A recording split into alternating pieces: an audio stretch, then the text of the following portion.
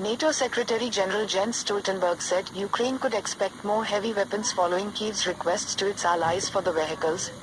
Expect more deliveries of heavy weapons from Western countries soon, NATO said, as President Vladimir Putin praised his forces after their claimed capture of a Ukraine town. Washington meanwhile condemned the missile on a tower block in the eastern city of Dnipro, as the death toll rose to 30 as rescue teams kept up the search for survivors.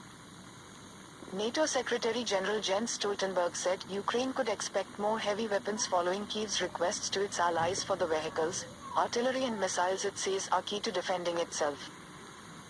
The recent pledges for heavy warfare equipment are important, and I expect more in the near future, Stoltenberg told Germany's Handelsblatt Daily, ahead of a meeting this week of a group that coordinates arms supplies to Kyiv.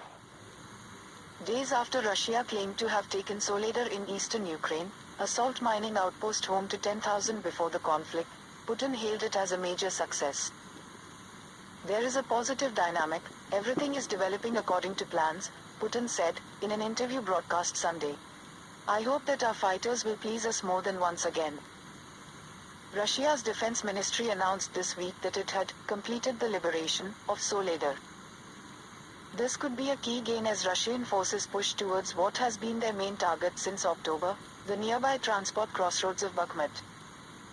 Ukraine has denied the Russian claims, insisting that heavy fighting continues in Soledar.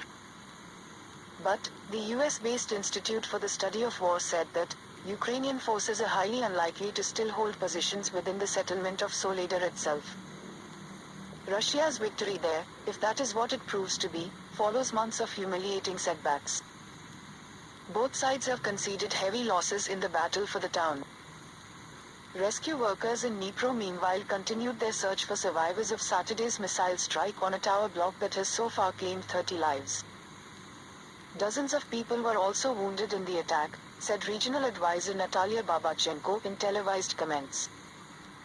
A 15-year-old girl was among the dead, officials said, after dozens of people were pulled from the rubble, including a woman brought out by rescuers on Sunday.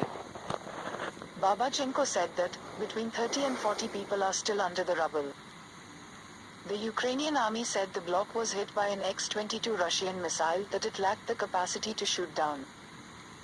Only anti-aircraft missile systems, which in the future may be provided to Ukraine by Western partners, are capable of intercepting these air targets, it said. The United States joined a growing chorus of condemnation for the attack.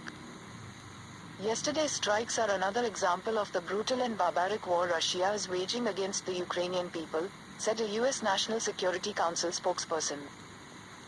The United States will continue to provide Ukraine with what it needs to defend itself, and we will continue our work to hold Russian forces accountable for their war crimes and atrocities.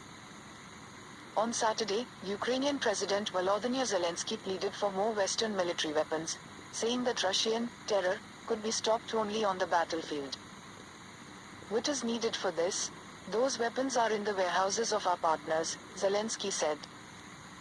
Earlier this month, France, Germany and the United States respectively promised French AMX-10 RC light tanks, 40 German Marder infantry vehicles, and 50 Bradley fighting vehicles.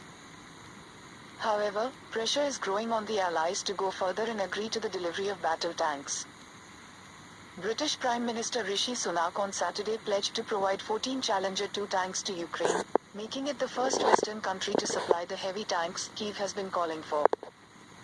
Russia's embassy in Britain warned that, bringing tanks to the conflict zone, will only serve to intensify combat operations, generating more casualties, including among the civilian population.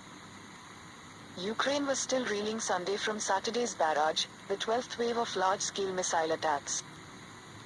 Energy operator Ukrenergo said the infrastructure was being restored, but that the attacks had meant that power cuts might increase. The head of the military administration in the southern Kherson region, Yaroslav Yanushevich, said it was again under massive attack. Russian strikes had hit civilian and critical infrastructure, including Red Cross premises and a center for disabled children, he said.